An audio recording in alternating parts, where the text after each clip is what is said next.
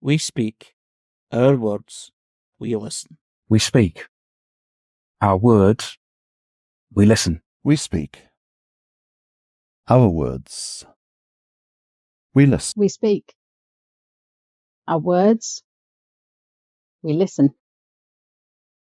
No, I just think it's a really good idea that you're taking this initiative to speak to different people and encourage dialogue, and just makes it so much easier not to speak past each other. And Yeah. It hasn't turned out exactly how I expected. right. I think what I've found is that there's a nice group of people who have found behaviorism to explain a lot of things, almost like I don't want to use the word cult, but almost like a way of thinking. Yes. Are you yourself very familiar with ABA and all that? Or Absolutely not. No, absolutely not. I looked at the project from the point of view as if you're an autistic person and you go onto social media, the immediate thing that you're told to believe as an autistic person is ABA bad, autism good. That's the whole narrative. Okay, and there's no balancing narrative. Now, for me as an autistic person, that always rings off alarm bells. If everything is being described in one way, there has to be an imbalance there somewhere that needs addressing. The way an autistic brain works sometimes. If you see an imbalance, the curiosity about that and the importance about that comes forward. that is also usually how it is. If you've got two absolutely polar views, it's likely that both of these views have something to contribute. My mom, she's a clinical psychologist, and she told me that when she studied psychology in Sweden, either you were psychodynamic, Freud and all that, or you were ABA, the science of behavior, and Skinner, and two different faculties at the university. And they absolutely hated each other and wouldn't even speak to one another or say hello in the corridor. It was that tense. Yeah, and they indoctrinated the students as well in their personal views. My mom said that she understood that, of course, it can't be that just one of these two sides are right and that they have the whole truth. Yes, it is quite polarized, even within psychology, and this kind of schism between, say, more ABA and other types of psychology is still very much going on. Whereas I think that it's more important that we learn from each other. So it's not one side has all the answers. Actually, it definitely isn't like that. That's really interesting to me. You're the first person to actually describe that psychiatrists and psychologists are streamed into two different ways of thinking in the first place. So when they come across autistic groups, that already puts them in the mindset that they have something to defend. Yeah?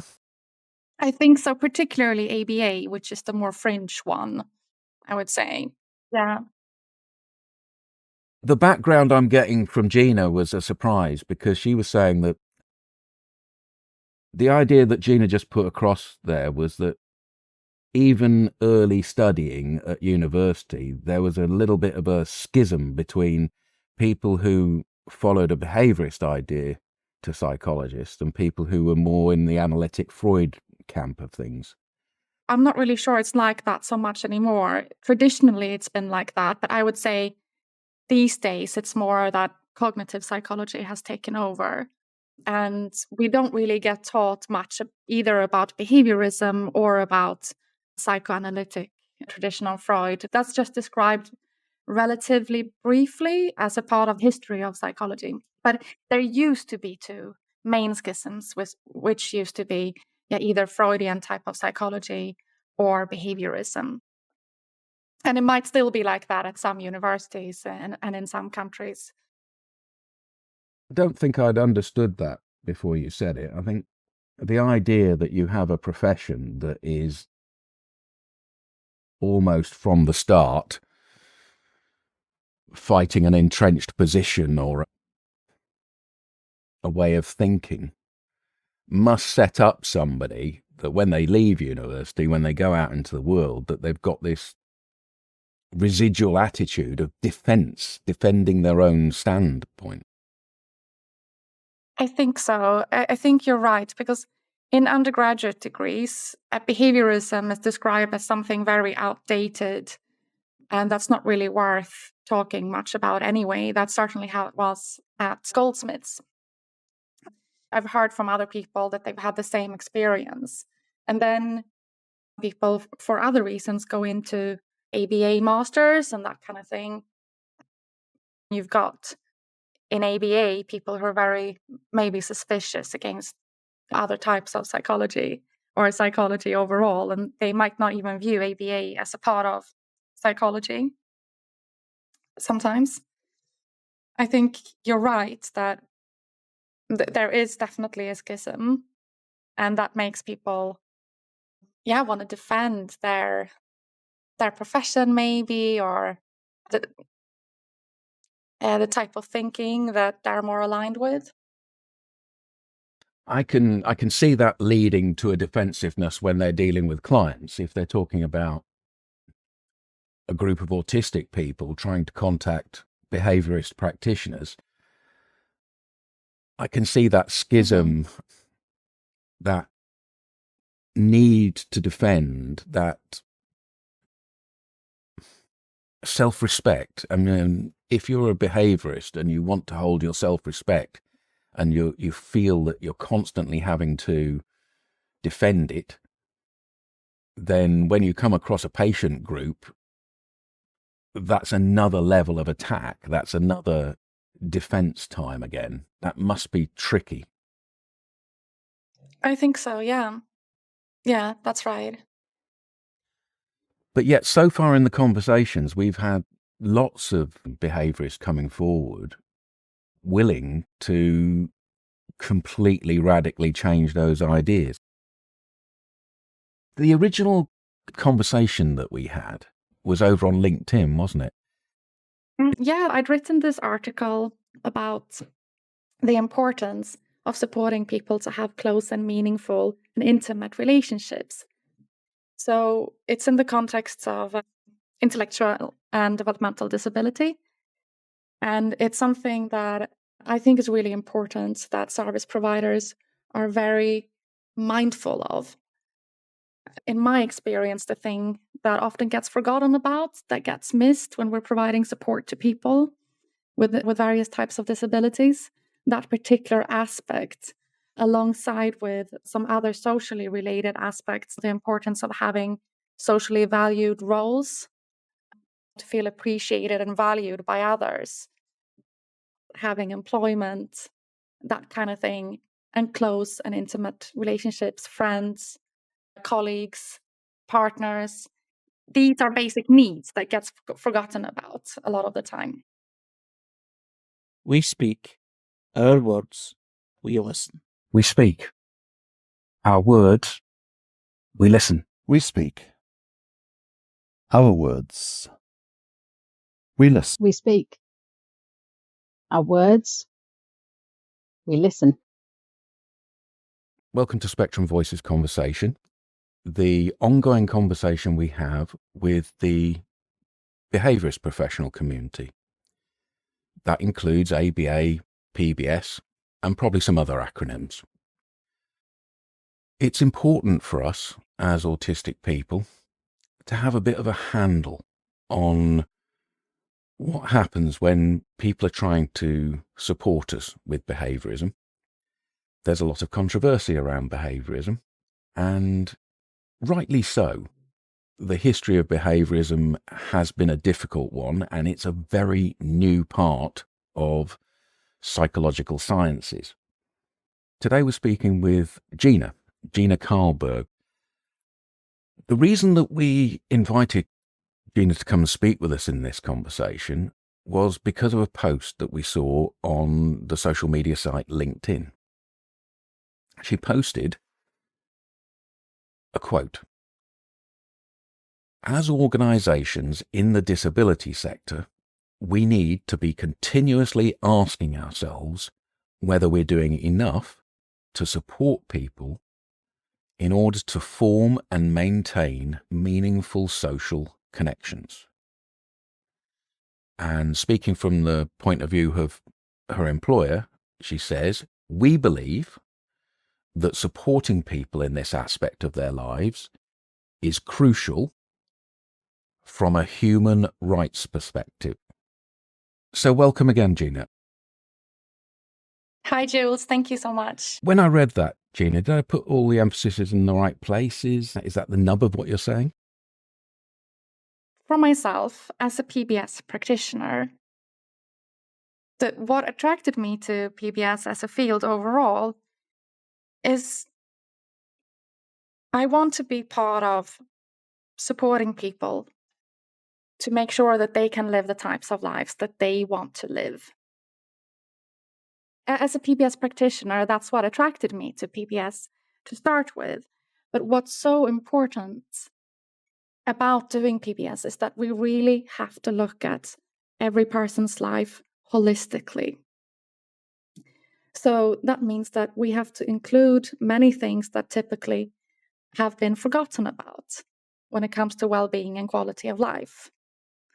So for me, this can often be related, and that's been my experience with the people that I've supported, to having the opportunity to have close and meaningful relationships with other people, and the opportunity to be valued by other people in society. For example, by having employment, by being able to do something that you're passionate about or that you like doing, that other people value you for. These are parts that I personally find often are missed when we provide support to people. But they are so important for quality of life and well-being for most people. So it's absolutely crucial that we make sure not to forget about these things, that our support is holistic, that we see the whole person and what that person wants, and can then start supporting them to build the kind of life that they would like to live. Wow. That's exactly the sort of statement that I want to hear from a professional, I have to say. You're music to my ears. However, my experience has always been slightly different from that. Whenever I've been dealing with professionals, there's been a reluctance to network together the autistic community. There's always been this feeling that the professional would prefer to control the situation. Is that recognizable for you? Yes, it is. It definitely has been. I'm sure a lot of you might have heard about the term person-centered. I feel like it's being thrown around a lot, and it's become a bit of a buzzword, in my opinion, because it's often being used to show or to say that we have to customize our support to each person. We have to individualize our support. And of course, this is true. But the true meaning of person-centered, of being person-centered, which I feel often gets lost and has been a bit forgotten, is that it's really about what the person wants.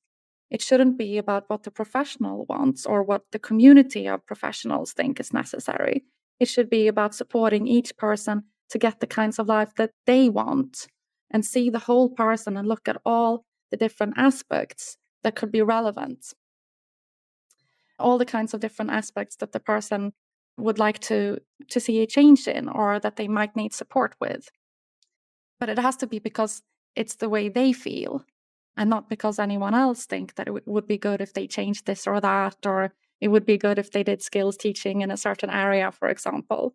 That's really not what it should be about at all, because the main purpose of PBS is to support people to improve quality of life and well-being. So that's why if that's our purpose, of course, it has to be about what that person feels and what they want, and not what anybody else wants. Wow, I congratulate you on the way you're coming across. This buzzword person-centered is something that I see in every single profile out there. It's mandatory. If you don't write person-centered, you're not with the program. I think you're right. There is sometimes a disconnect between using the buzzword, writing it on your profile, and then putting it into practice. Putting it into practice is quite hard. How do you go about that? You're right. If you look at the United Nations Conventions of the Rights of People with Disabilities, people have the right to close and meaningful personal relationships. They have the right to start a family, and they have the right to have meaningful occupation of their own choice, also have the right to get support, to have all these things. They have found it, quite difficult how to go about this in practice. And if you think about person-centeredness, for example, how it's been particularly a challenge, I think, to make sure that's happening when you're supporting children. Because if you really want to look at what the child wants. And that means that the child has to be a part of the decisions about the support they're getting as well. So that we don't just listen to what the child's parents think, or what the child's teachers think, or what the professionals think. Really, the child themselves has to be involved as well. It's the same with adults. It's just that with children, it's been even harder, I think, for people to think of ways how to go about this and make sure that they're really involved in the support that they're getting. And there are ways that we can do this, though. In terms of children, for example, there have been some really great studies by Nick Gore at the University of Kent and his colleagues about, for example, using something called talking mats. And this is an augmentative communication tool, which is used to ask children and adults with communication difficulties about what kind of things that they like and don't like, what kind of things they might like to see more of, changes they would like to make in their environment. And in a course study, they used this with children at a school, and they found out this really, really unique information that nobody knew about what things were important to the children, what made a good school day for them, for example. And this information was completely unique. They wouldn't have found out about it if they hadn't made this specific effort to interview them about what's important to them. It's just an example, but there are things that are happening to increase person-centeredness and to support people to be more active in the support that they're getting. They certainly have to learn it from scratch. The turnaround from the past culture, I can remember in my adolescent units, whether they were completely, that you would assume you're not going to have any meaningful agency and that everyone knew better than you. So there's been a complete culture to turn around. Pursuant to getting it turned around, helping what you would like to see to change in your environment, because there's kind of support with life choices. Folks might wonder why this still needs the word behavior in its name, because that signals to some people that it's what the person himself is doing that's seen more as the problem than the circumstances they're in. Whereas the support angle described as turning it more to the circumstances. I think that's a really great question. It's going to be very interesting to see what happens in the future. The way I look at support, a lot of other people also do, is that it's holistic, that we see the whole person and all the things that are important to them in their lives. So it's not just about behavior. Some people might want support to learn different skills. The main goal of PBS is to improve quality of life and well-being And there are so many different things that contribute to well-being and quality of life. We have to look at all of these aspects and not have this major focus on behavior specifically, because this is just one of the things that people might need support with. It's definitely not something we can impose on people in PBS for what is behavior doing there. When I talk about what I do, I typically say that it's about multi-element support, and I don't need to put the word behavior in there. There are some people who are already arguing to remove the word behavior. Others feel that it's important. It's still in there because it's relying heavily on the science of behavior. But I would say that for me personally, I feel that the science of behavior is important when it comes to skills building. But because PBS in nature is holistic, we're also relying on knowledge from all types of other fields, psychology, for example, but also from other fields like medicine, anything really, anything that informs us about quality of life and well-being. So for me, that means that it's not just about the science of behavior, it's about a lot of different sciences. And we need to look at all of this really, and not at the science of behavior only or specifically. So I personally describe it as multi-element support rather than behavior support. It's of some amusement to me that you described the 1980s as a long time ago. because the time Morris is talking about is around the 1980s.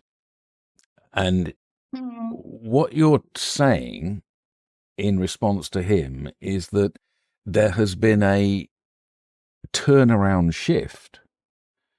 His experience under behaviorist principles in an adolescent unit when he was a young man was that principles of behaviorism and behavior type of disciplines were used to impose. And you're saying now that modern behaviorism has turned that on its head. But the reality out there, surely, is that the people on the ground are still continuing with the training that they had in the 80s and 90s, no? Yeah, I would say that the field, this professional field, is still very much developing. And there are still different views on this. For me, I actually really love PBS, and I'm incredibly passionate about it because it started out as a rights movement. And this was actually in response to many of the things that were happening that were not ethical before that. And also a response to the fact that the support that was provided to a lot of people in the name of behaviorism was often very narrow, just like you described, with this focus on behavioral reduction. So about reducing behaviors that challenge, for example.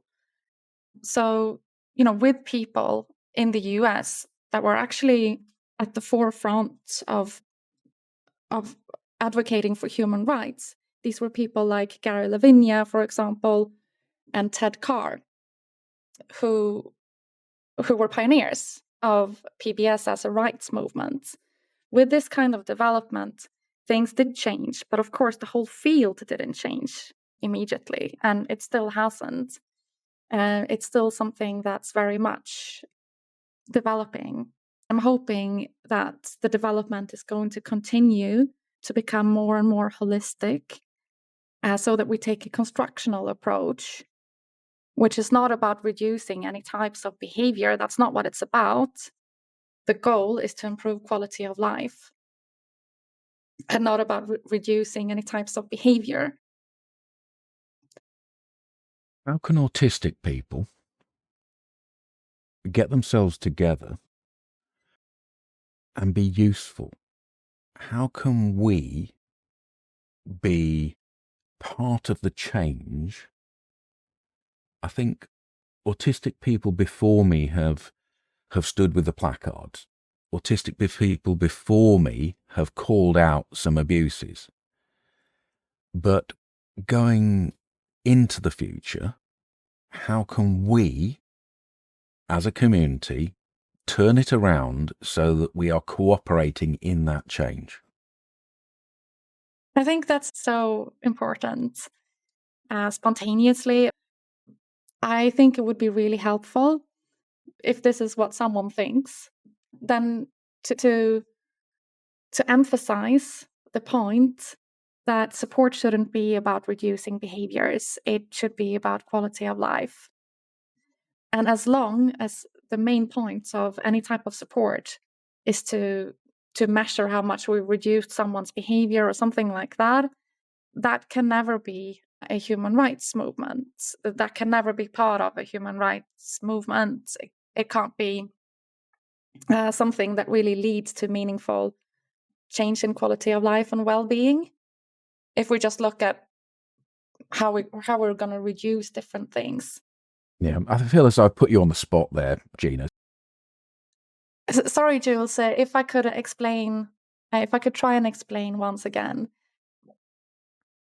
How can the autistic community add value to this change and be part of the change alongside the behaviorists? Well, for example, one thing that I feel that the neurodiversity community overall can contribute with is to really explain how important it is that every person is listened to, that it's about quality of life rather than about reducing any types of behaviors. It sounds maybe a little bit silly that this needs to be explained. It shouldn't need to be explained. But I think this is something that's really important to clarify. So that for professionals, our focus will always be about supporting quality of life rather than this overly narrow focus on changing people's behaviors. I think, at least for me, that's the main thing that needs to be changed. You see, for me, as a practical guy, that sounds as though you're saying, well, we just have to keep protesting.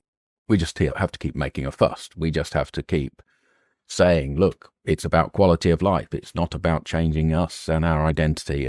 But this is already being done. You know, that social media world, that's just arguing with behaviorists in a not very useful way.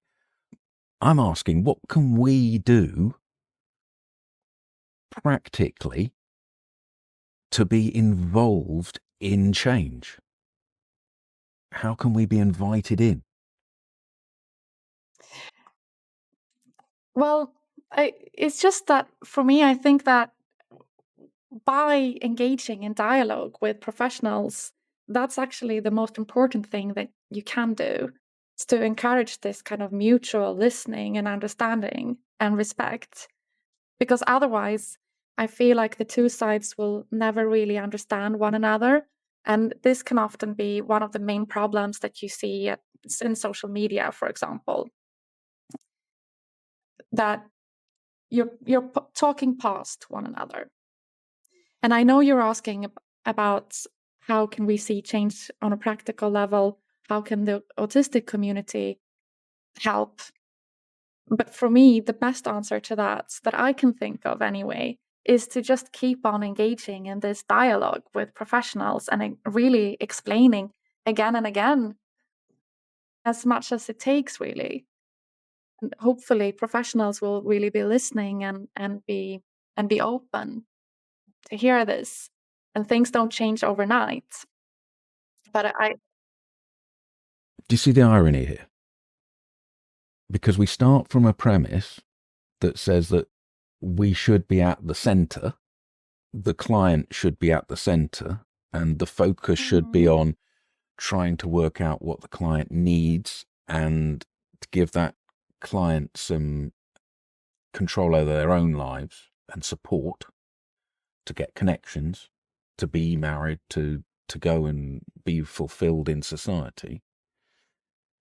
But when we come down to the behaviourists dealing with the autistic community, all we get is, well, just keep telling us, just keep having dialogue with us. There doesn't seem to be anything that's a behaviour that we can do other than pointing out the problems. And there we're just back into this, we say one thing, you say another thing. It doesn't seem to be a very practical move forward. Well, for me, I do feel very hopeful about the future. I've already noticed the change. Just keep on doing what you're doing, keep on trying to explain to people. Like with any social rights movement, change isn't going to happen overnight. It's going to take some time. And sometimes we need to be patient. And of course, we would love to see a change much quicker. But I think this is the best way forward, to just continue this dialogue. Yes, speaking from the outside is important, but it's still from the outside. You know, having a conversation is still one group talking to another group. They're at arm's length. Mm-hmm.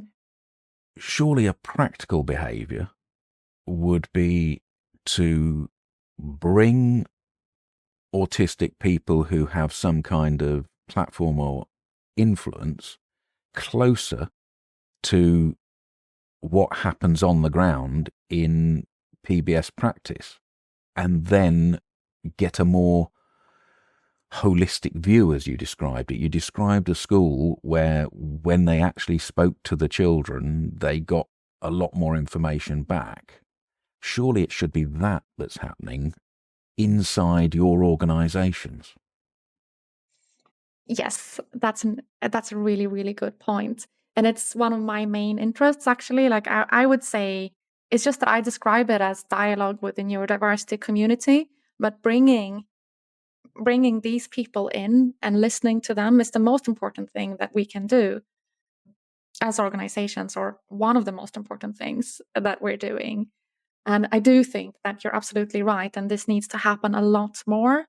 We need to make sure that we have collaborations with autistic people, for example, with people with learning disabilities. And we need to take a lot of advice and input. It's important not to generalize, because no one can speak for a whole group. But to have a committee, for example, of people just providing like various opinions and perspectives on how support is delivered is incredibly important. It's something that I think should be encouraged to do by different organizations in this field, doing something a little bit more concrete rather than just discussing things on social media. And hopefully this is something that we will also be seeing more of. Raymond in the chat has made a statement. He says, the conversation, even relationship, is neurotypical. And I think what he might be getting at there is that every way that has been performatively tried to have a forum with neurodiverse people, or to have a committee with neurodiverse people, it's been set up in such a way that it ignores the difference in the communication that is evident in autistic people. So autistic people are forced into this neurotypical way of being that puts them at such a disadvantage that they can't necessarily communicate everything that they need to communicate. Mm. Yeah, there's still a lot of lack of knowledge and a lack of understanding about these types of things. So I'm really grateful to you for pointing this out, so that we can really think about, okay, so how can we change this? How can we make this conversation more equal, so that autistic people won't be, as you said, Jules, put on a disadvantage right from the start? That's really not what we want at all. So then we need to think about what kinds of things can we do to prevent that from happening. Just thinking from what you said, Gina, is there something that you want to emphasize? What are the things that you'd like to emphasize and people to go away with?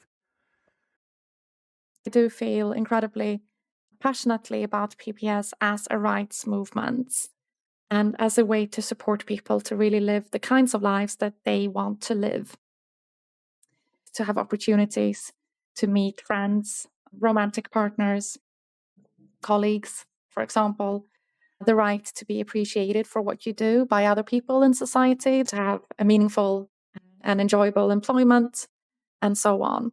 These are typically the areas that I feel are often forgotten about in social care. And as a PBS practitioner, I feel that this is something that I can contribute with.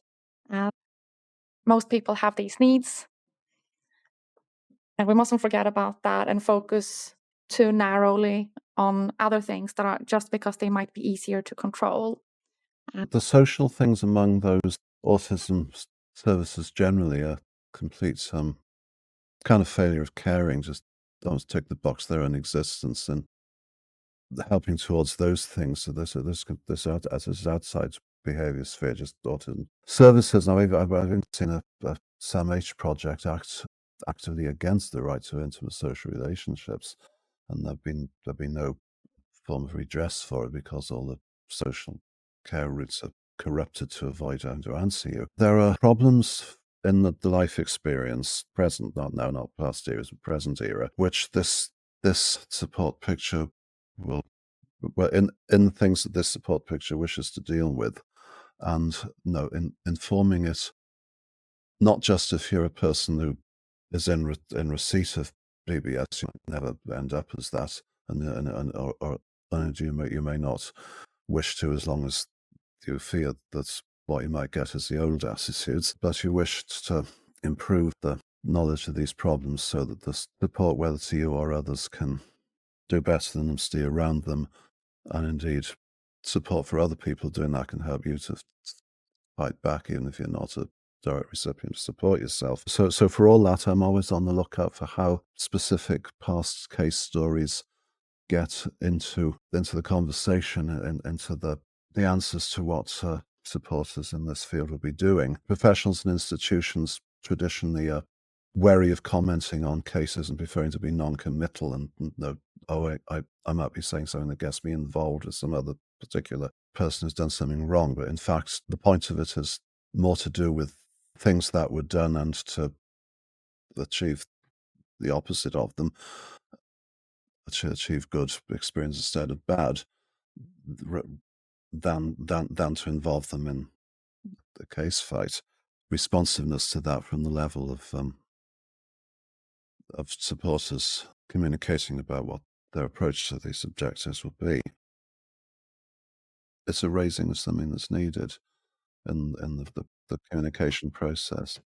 So the thing you want to raise is that in the communication at the moment, there is a reluctance of professionals to look at the past for lots of reasons. They don't want to be associated with the difficulties of the past. They don't just want to move forward.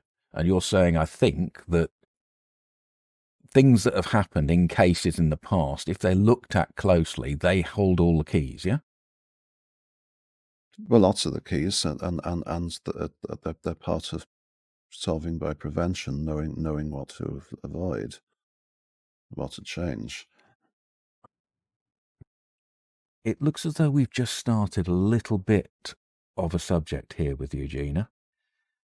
We've talked about the need to frame PBS as a behaviourist inquiry towards the acceptance and acknowledgement of the human right framework. We've heard you say that we need, as a society, to encourage connections amongst the disabled group.